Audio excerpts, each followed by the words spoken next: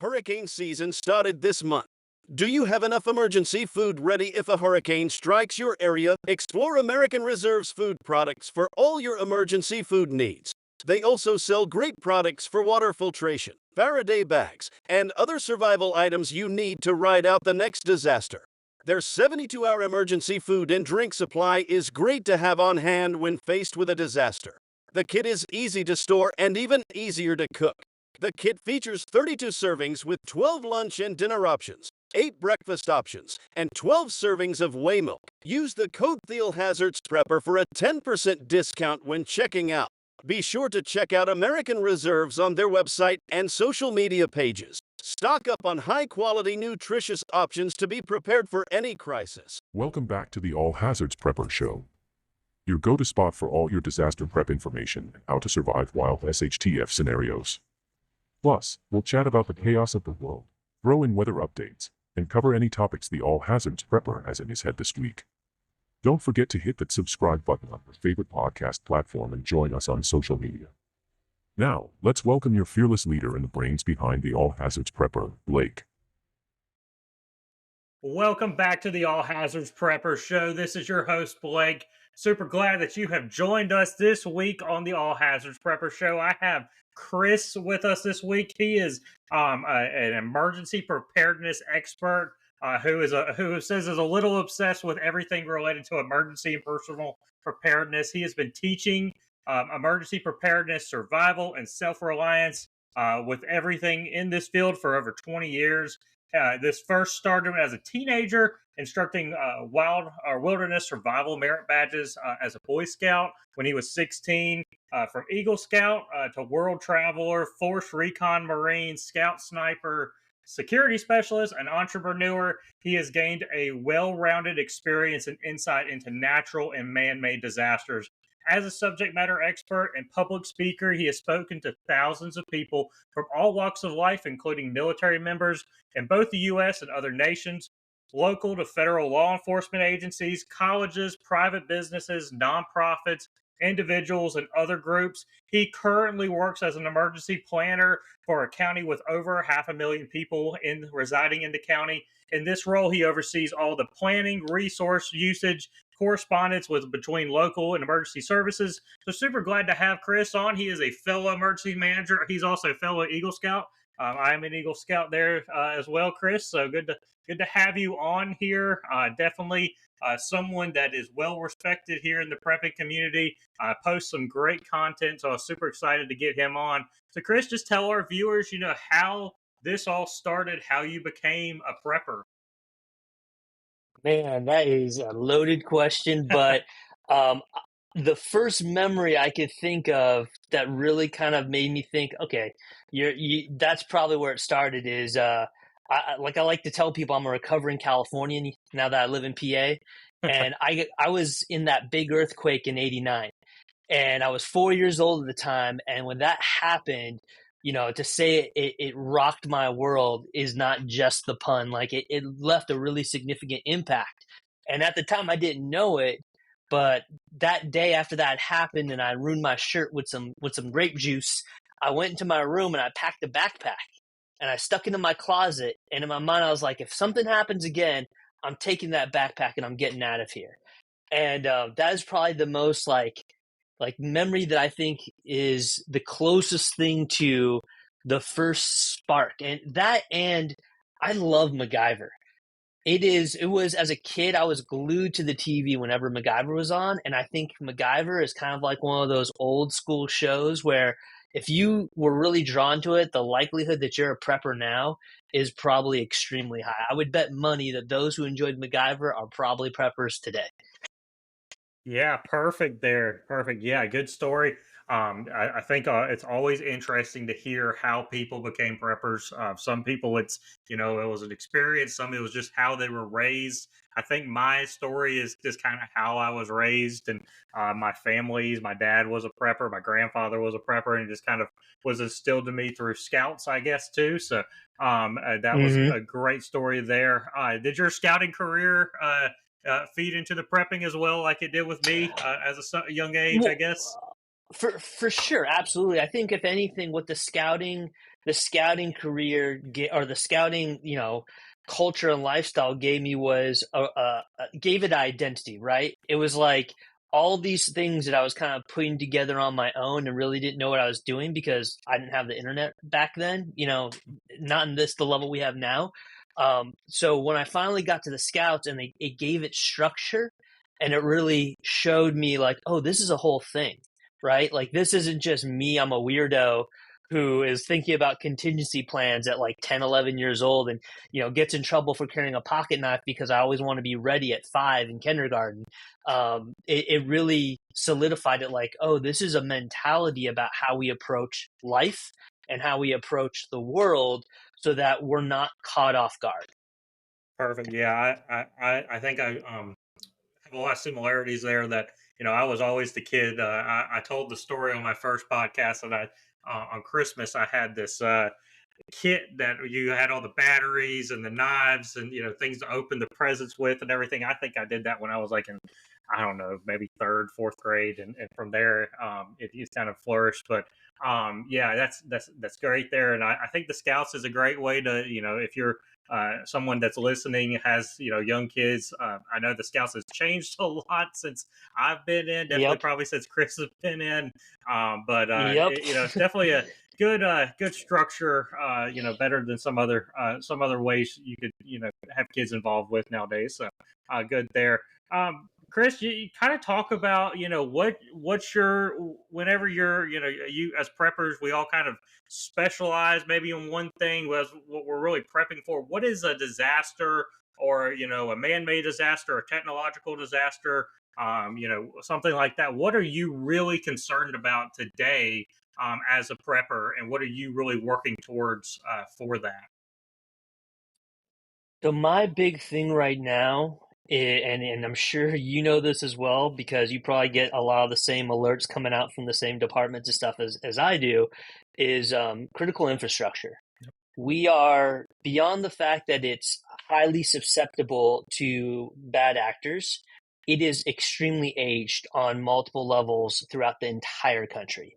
And so regardless of whether it's done by these bad actors or whether it's a case of time running out and critical systems failing because of that, and us not having the ability to retrofit it as quickly as we need to get things up and running again. That's the number one thing that's consistently on my mind beyond what's constantly getting pushed in the media. So for me, a big part of what I'm thinking about is how do I capture and control the critical resources here in my house so that if the power does go out, that we can still be operational and still take care of things and continue to use some of the things necessary to beat the heat or to keep freezers running or to cook our meals, whatever the case may be. And that's where my mind right now is independence is the number one form of self-sufficiency, is being able to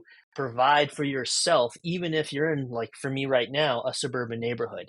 It is possible with the technology that is currently available and the methodologies and the things that you and I talk about in order to do that and to be pretty independent. You may not be able to grow 100% of your food, but if you build the relationships correctly in your counties and your local areas, you can find ways to sustain if stuff goes wrong. Perfect there. Yes, I highly agree with you. As an emergency manager, critical infrastructure, whether that be if you don't know what we're talking about here, when I talk about critical infrastructure, it's water, power, sewer, internet, those fiber optic, whatever utilities you use or businesses use, the government uses, even roads, dams, anything like that can be considered critical infrastructure. Actually, there's a list out there. If you go and type up the CISA, which is the Yep. organization that kind of oversees a lot of the critical infrastructure. I've had the opportunity to work with them in my previous career. and they were great to work with. But they actually list out all the critical infrastructure that's within the U.S.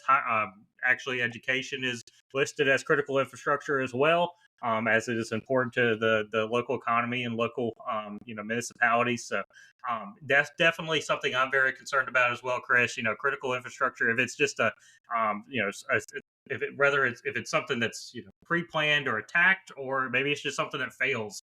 I mean, I've talked about this before, but how many times have you seen just local boil water advisories pop off and things like that? So it's something that we're We seeing have a it all the lot time more where we're of. at. Yeah, we do too. And I just this week they were like doing something with the water lines and testing it, so you had low pressure, and then it's like, was the water safe to drink or not? Or and we live in a very small town that doesn't really have a good water infrastructure, let alone like a big city. So it's something that everyone needs to prepare for. Power outages, of course, and internet outages. We just before the show happened, we lost internet for about a couple of minutes here at my place, and me and Chris had to get back on the show. But that's just something that critical infrastructure everyone needs to be thinking about, having some contingency plans in place, having some resources in place to deal with that. Talk about resources, Chris. What are some top resources that you think every prepper should have, from just a basic level to maybe someone that's a little bit more advanced, been doing the prepping for a little while? What's some top resources you feel people should have? So, man, it'd be really easy to name, what I like to call like the Big Ten, because everyone knows these, right?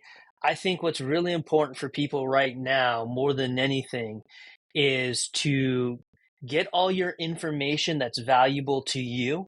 So your deeds, your wills, your insurance, recordings of all your stuff in your homes, all the stuff recorded, and then have paper copies and digital copies, and have those digital copies on something like an SD card that's waterproof by nature, and you can keep on you at all times, and you can lock up with 128-bit encryption password, and always have that stuff on hand. Because it's very easy for me to be like, oh, like install a 14 kilowatts system for electrical, so you never have to be grid dependent again. But like, there's so many other things that we can do that are so much simpler that we just don't do, that are that have so much more importance to us before we even get to that level. And I think that's a big problem with our mentality as a whole, is Americans, we think we can buy our way into safety and security, and oftentimes all it does is give us the false sense of. And if we don't focus on the small things first and understand why those are important, when we start buying these big things blindly, we end up wasting resources that can be put into stuff that's far more valuable in terms of keeping our families alive and happy, and taking care of the things that are really important to us, which isn't keeping necessarily TVs on, but keeping the family in a state where they're safe and healthy, and we can move through the emergency as needed and adjust as needed as well. Perfect there. Yeah, I think that's similar to a lot of people. We talk about the food, the water, the flashlights, the everything like that. But there's a lot of other things out there that preppers or just everyday other people need to think about as well. Yep. Go ahead. And that's a huge thing, is that like all that stuff's great, and we need all that stuff. But like the number one thing when I do consulting work, and when I talk to people online, when they reach out to me, is the first question I always ask them is like, do you have a plan? Yep. Yeah. And most people, it's no. No, they don't. And I'm like, how are you going to do anything if you don't know, one, what you're going to do?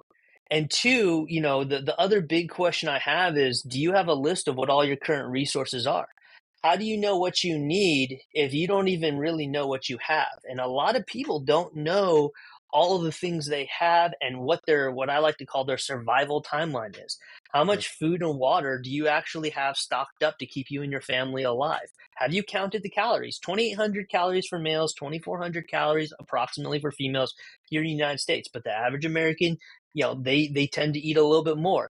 So if you're doing 3,600 calories a day, if you do a caloric restriction of 800 calories right off the bat because something happens, there's psychological and physical effects that are going to be felt that most people in this country have never experienced. Definitely, And you're not definitely. even starving.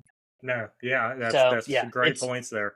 Yeah, I think that's everything, and it's kind of going back to the emergency management realm. That's kind of what we do as emergency managers is we lay out the plans first, lay out the resources list, and make sure yep. we know everything, and then we go and we in those plans and then the training and exercises. That's when we start identifying the resources, those physical resources that our team or our municipality or whatever group we're serving, and those same principles we can apply here to the family or to the home or whoever you're prepping for. So there's some great points there. Emergency planning, having just having conversations, and then writing them down, and talking with your spouse and your family, your kids, Yes, your yes, relatives. yes, This is what we're going to yes. do. If this happens, and this is have a plan B, and all that, and then starting to really jot that down. And it's like every emergency manager says, I never go whenever something happens and bring out the EOP or the sorry, I'm using emergency management terms here, the emergency operations plan, Plan. or Bring out the plan. bringing out Yeah. the plan. I don't do that. That plan was written so that way we knew that. Well, I pull out some checklists and stuff out of that plan, but that's kind of the how we work as emergency managers. So great points there. Chris, talking about challenges, as a prepper today, what are some of the biggest challenges? And you kind of hinted on some of them. Well, as a prepper, what are some of the challenges that you're seeing today, when you're preparing, when you're talking to people, things of that nature?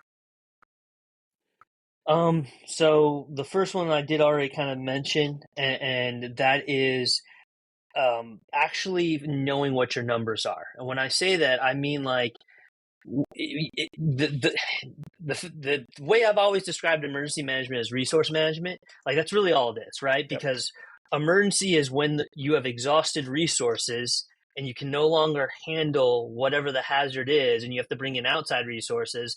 That's really what constitutes an emergency, right? And so when we talk about the numbers, I talk to people all the time, and they're like, "Well, I got a generator, and I got this, and I got that." And I'm like, "Okay, I'm great. Like, you're definitely ahead of the curve because you have a lot of stuff, but you have no idea how long that stuff is going to last you."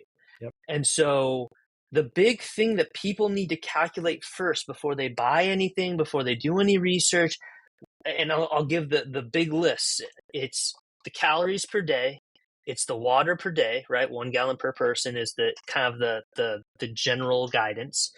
It's how much power is required to run your critical systems, right?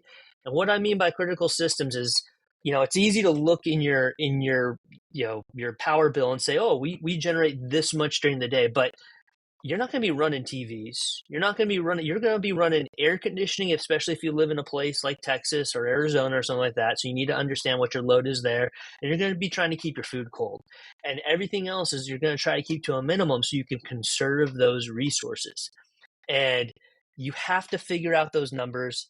And the only way to do that is to practice the plan and then take the data down. And I used to, when I was in the infantry, like, I was not a data nerd. I was a grunt, even though I was a smart grunt. And I say that because I was in the reconnaissance and sniper community. But I hated doing the number stuff that all the brains did in their intel shops. But I'm telling you, the devil is in the details. You have to know these in order to be effective in understanding how to build these plans, because that's how every single business that's successful is successful. That's every nation that's successful is resource management.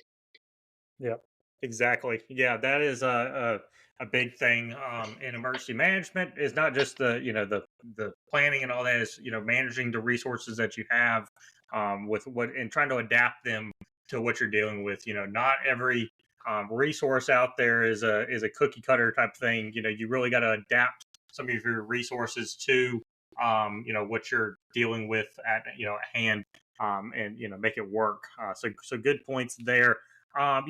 Chris, talking about some habits, what are some habits that you do on a daily basis to be better prepared for what could come your way? I know you post often. I think like once a day you post your rucking videos, and I enjoy your conversations there. And I know that's probably one of your habits. You got any more habits other than that? Yeah, man. I'm big on, the gratitude thing, like showing daily gratitudes, being thankful for what I have. A lot of the prepper stuff that I dislike is the doom and gloom stuff. I try to keep the message positive, or at least pointed in a positive direction to get people thinking about how to solve a problem, how to help themselves. And so, having that daily gratitude and taking the time to like not pay attention to every single thing that's happening on the news that's bad, and to allow myself to be thankful for the gifts that I've been blessed with and the people that I've been blessed with. I think if you can take that mentality, like that's a big part of the mindset, the survivor's mindset is remaining positive, that positive mental attitude, PMA, right? Yep. And so that, to me, that's one big one. The fitness side of it, like you mentioned with the rucking and working out and the Go Train stuff. And then I'm just a naturally curious person, Blake. Like I'm always trying to improve, carrying stuff on me, like looking at different things that I think can make me a more effective, preparedness person, right? The term prepper is finally coming out of like that darkness, so I don't mind Yes. using it as much as I Yep. did before. Like the 2010 prepper was a much different, most different prepper than post COVID prepper. Now everyone's like, these guys aren't that crazy after all. Yes. Exactly. But Yep. it's really funny seeing all this turn around. But the thing that I hate the most, that I try to stay away from, is the negativity, and stay focused on, you know, forming daily habits around that gratitude and around improving myself and maintaining self awareness about what I'm trying to do. And the last thing, I think this is a big one that I think everyone should be doing, but I just don't see it happening that often, is I have one thing I focus on for self improvement, that I kind of take a month block to learn something and teach myself something to keep my brain fresh, but to also just like learn a new skill in sometimes a block chunk, sometimes a week chunk. It really all depends how long it takes for me to get somewhat proficient in it, to where I feel comfortable, where I can do performance on demand. And so I really try to incorporate that into, my daily routines and stuff like that. Perfect. Yeah, that's some great things there. A lot of to unpack there, but yeah, I think I have some similar, attributes to that as well. I think I don't know if it's just an emergency manager thing or what it is, but I feel like we're always researching, we're always curious, we're always trying to, we're always thinking outside that box. And it's hard in emergency management, especially today. It's hard to not get caught up in the doom and gloom because you're seeing everything Yeah. around you unpack. And my come home, and my wife, she does not do well with the doom and gloom stuff. She just takes it on, and I'm like, well, this is why we prepare. This is why we have these Yep. conversations. This is why we're talking about this, because then if we do this stuff and we're pre-planning here, we don't have to live in that doom and gloom, because we know, and that we're ultimately, going to be fine because of it. So great to unpack there, and definitely something that I feel like everyone should work on is that daily habits. Really working on, like you said, just even if it's just like what you carry on yourself, or what you do, or how you're thinking, or really working on yourself that way is definitely a good thing. That's something I did recently. I was looking at how of what I was using every day on my everyday carry type stuff, and what I really needed, what I didn't need. Looking at the I, and I saw your post. yeah, yeah, yeah, I gave you the like. I was like, yeah, yeah, now yeah, we're talking. yeah, and it really depends on the threat level and what I see myself going into of what I'm carrying on me. If I'm at work, I'm gonna have a little bit more on me because I know I'm active in the community, out a little bit more. Rather if I'm go into the store or something, I'm definitely going to have some basic stuff on me, but maybe not carrying everything that I usually carry on me. So great points there, Chris. Talking about life and how that works. As a prepper, how do you manage your personal life and your career with your prepping?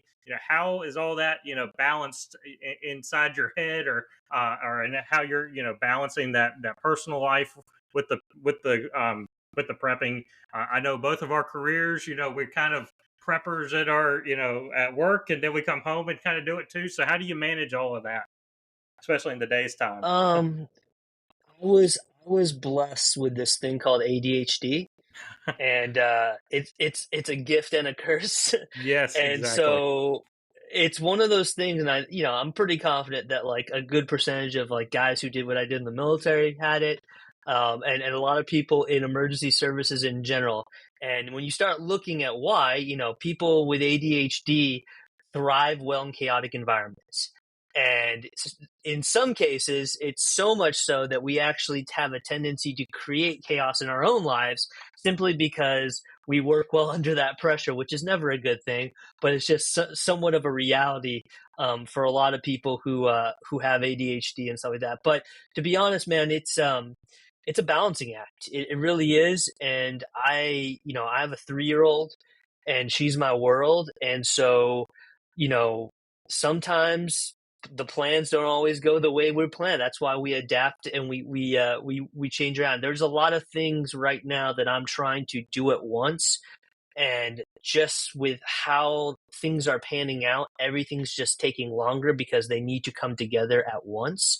And when I don't meet the goals or deadlines that I set for myself, one of the things I've learned is like you got to show yourself grace, especially when it comes to preparations and preparing, because things do not always go to plan.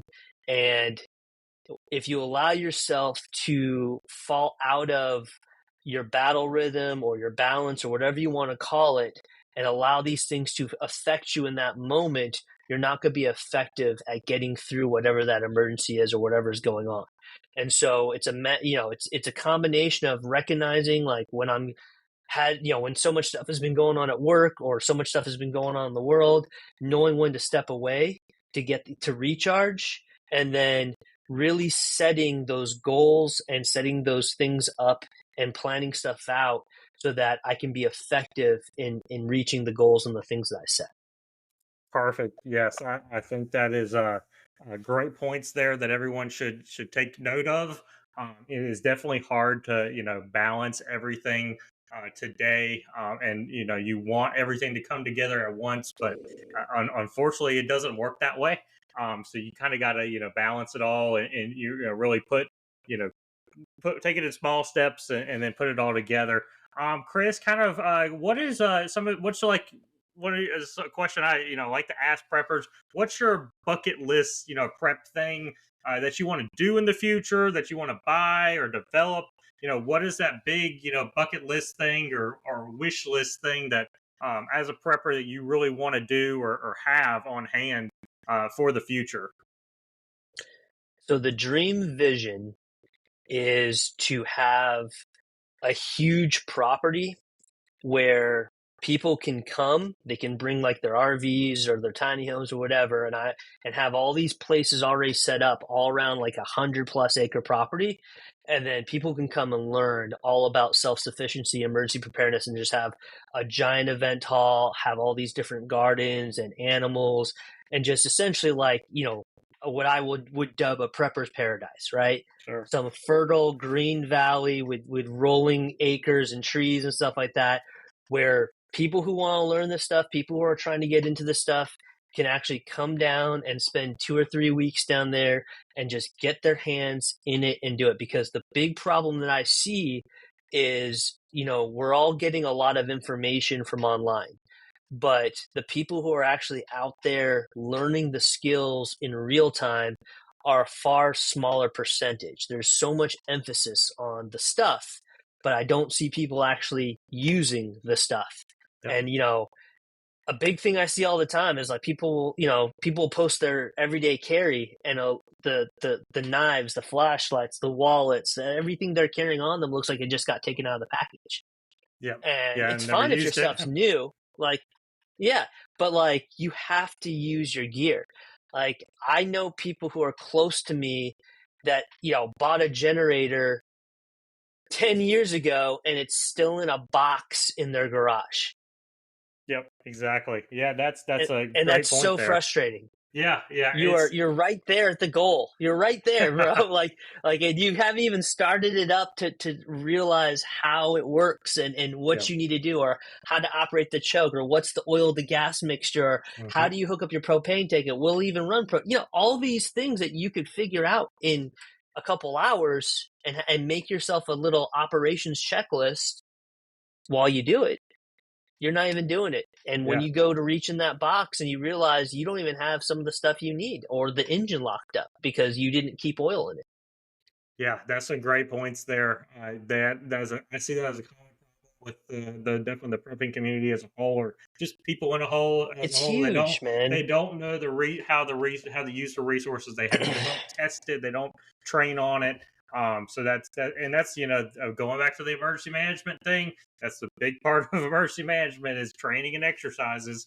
Making sure that you're trained on those plans and on those resources, and that you're exercising it as well, because how often are we going out and playing, with the drones? And well, nowadays it seems like we're using drones a lot All the more, time, man. but yeah, it's like how, we got to make sure that we're using those resources and making sure we're using them correctly and efficiently.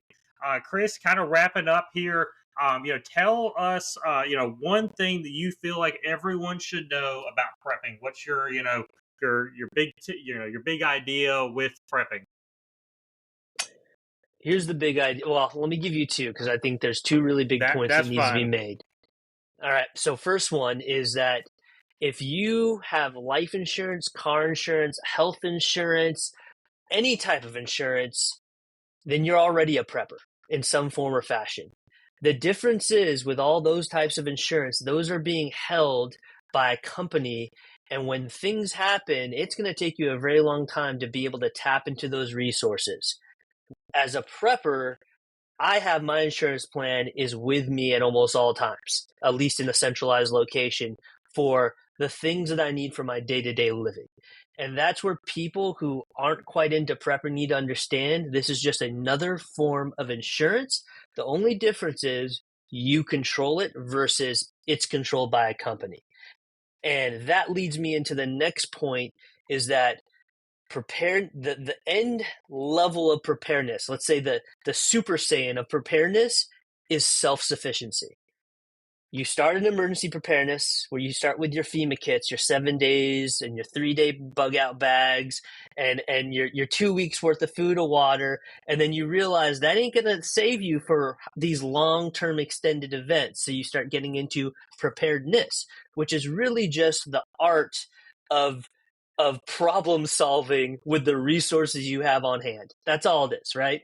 And then when you realize that will only last as long as you can continue to gain those supplies, then you realize the ultimate flex, the power up, is self-sufficiency, where can I survive on my own? Can I generate my own power, water, and food, and provide for myself should there be a catastrophic black swan event of some sort, whether it's infrastructure, war, whatever the case may be. And that's where ultimately, if you go down the rabbit hole like I'm sure we are, that's where you're going to end up at some point if you get to that level. Sure, that great big ideas there, and I think that's everyone needs to take note of what Chris just said there, and try to apply it to what they're doing Just think about it. as we're doing it. Yeah, just thinking about it, and just and a lot of that's what I feel like prepping is a lot too. Is just thinking. Is just think. It again, is. it's don't want to like harp on doom and gloom here, but just thinking about if this was to happen, what's my plan? It's kind of like nowadays, I feel like if everyone, goes to a concert or to an outdoor venue, I don't do a whole lot of that, but, if you go to there, you kind of look at, where you're going to, leave out of, and, if something was to happen, I think everyone kind of does that today. It's the same thing with prepping. It's just, let's think about, Yes. if this happens, how am I going to adapt? What I have to it, and my resources and my plans, and making sure that my family's involved with it. So I think that's a great big idea there. So Chris, Prepping is yep. more. Oh, sorry, as I No, say, you go prepping is ahead. more of a mind. Yeah, prepping is more of a mindset than it is anything else. It's a way you approach and think about the world and about future and past events and how they correlate to the present. Yep. And so a lot of people just really need to understand that, like, one, no one can tell you what you need. You have to figure that on your own. On your So, own. like, Yep. if you go through any sort of course or anything, like, realize that you have to figure out these data points that as it applies to you and your lifestyle and your family and your tribe. And then the other side of that too is that at the end of the day, your skill sets are far more important than your material possessions. I would much rather pay $300 to learn how to forge my own knives than pay for a $300 knife, because I'll never lose that skill. Yep. And that's where a lot of people are missing the forest from the trees. Exactly. Great wrapping up there. I think that's definitely what everyone needs to, realize. And that's whenever I started the All Hazard Prepper, that was one of my first topics, my first week kind of talking about was the prepper mindset, because I felt like that Yep, was really where and before I even started this, I kind of was like, where would I start? Because there's so many places to start. And it kind of clicked it's the on me best one place. day. We're at work, yeah, and I was, typing a plan up, and I was like, you know what? It starts with the prepper mindset. It starts with, the mindset of, how this all works, and and then we can build on it from there. So, Chris, great conversations with you today. Super glad that you had the chance to come on, and I definitely will look Me forward to too, maybe getting Blake. you on in the future. Tell our viewers where they can find you at. I know you're quite active on the social media scene, so where can our Yeah, people yeah. find you? So you guys can find me at the Emergency Expert on Instagram, and I will be launching my YouTube channel here very soon. It's going to be called Get Prepared Together, where I'm just going to be sharing some more long form content, really diving into the prepper mindset and how to start at the beginning of all this, because it's really hard to really figure out what's right for you, because so many people have so many different ways of skinning this cat. And so, for me, I'm always I try to keep things as simple as possible. So right now, those are the two places. And if you have any questions for me, feel free to reach out. I'm always do my best to try to respond to messages when they come in. Perfect. Yeah, definitely go check Chris out. He posts some great content on Instagram. Always enjoy seeing him pop up on my feed. So, Chris, thank you so much Thanks, for brother. joining us today. Everyone, just Absolutely. stay tuned for next week's episode. We're going to have another special guest on the show, and make sure that you're continuing to check out all of our content on Facebook, Instagram, on X, and of course on the All Hazards Prepper Show, wherever you're listening to podcasts. Everyone stay safe out there. The All Hazards Prepper out.